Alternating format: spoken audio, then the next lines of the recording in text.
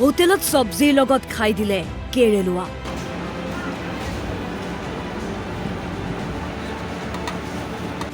পৰঠা খাবলৈ আহি বমি কৰিব লগা হ'ল যুৱকে। মই দুটুকুৰা অলৰেডি খাই দিছোঁ, বমি কৰোঁতে ওলাই গৈছে। আৰু মই ভালকৈ কৈছিলোঁ তেওঁ ফাৰ্ষ্ট টাইম তেওঁ মোক দম দিছে, দম দিয়াৰ কাৰণে এওঁ কিন্তু কোৱা নাই। ধুনীয়া গণেশ হোটেল আহিলোঁ, আহি পৰঠা খাব আহিছিলোঁ। খাওঁতে পৰঠাটো খাওঁতে কেউন দিয়া পাই গৈছোঁ, মানে অলৰেডি দুটুকুৰা মই খোৱা হৈছে আৰু অলপ মানে তাতে থাল খানা হৈ গৈছে। হোটেলৰ খাদ্য খাওঁতে সাৱধান হওক আপুনিও।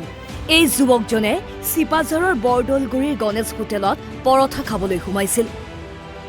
কিন্তু যুৱকজনে অভিযোগ কৰা অনুসৰি চব্জিত পৰি আছিল এটা মৰা কেৰেলুৱা। যুৱকজনে গম নোপোৱাকৈয়ে খাই দিলে কেৰেলুৱাটোৰ এটা অংশ। তাৰ পিছতে চব্জিত কেৰেলুৱাটো প্ৰত্যক্ষ কৰি বমি কৰিবলগীয়া হয় যুৱকজনে। হোটেলখনতো হুলস্থুলীয়া পৰিৱেশৰ সৃষ্টি হয়। মই দুটুকুৰা অলৰেডি খাই দিছোঁ, বমি কৰোঁতে ওলাই গৈছে। আৰু মই ভালকৈ কৈছিলোঁ তেওঁ ফাৰ্ষ্ট টাইম তেওঁ মোক দম দিছে।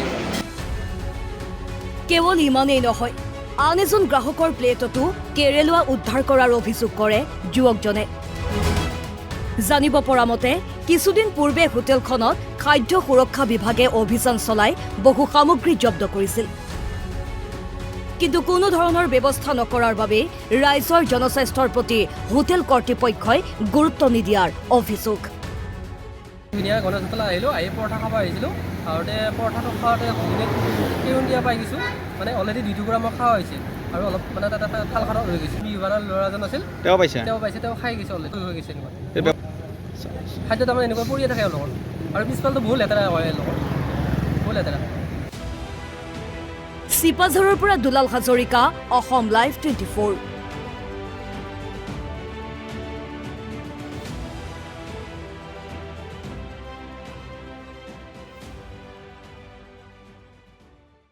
বৰ ভিতৰত বহি কেনে হেৰি কৰে ভিতৰত বৰ বাহিৰত হেৰি কৰি এতিয়া বাৰিষাৰ দিন না ট্ৰেইন যদি ওপৰৰ পৰা পৰি যাব বনাই থাকোঁতেও পৰি যাব পাৰে। অলৰেডি এটুকুৰা নহয়তো, এইটো মেক্সিমাম দি দিছিলোঁ গ'লে।